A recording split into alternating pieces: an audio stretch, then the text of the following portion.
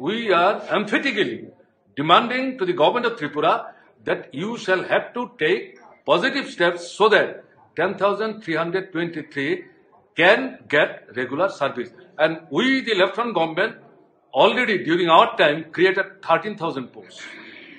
So those posts are there. You can revive all this, and most of the teachers who belong to this 10,323, they face the interview board. So we believe that most of them will be found fit for all these posts, so they should be taken there. We have allowed the finance minister to place his budget without any interference. We have cooperated, but now you please do not take other issues. Let us start discussion on this special matter, because whole Tripura is now boiling.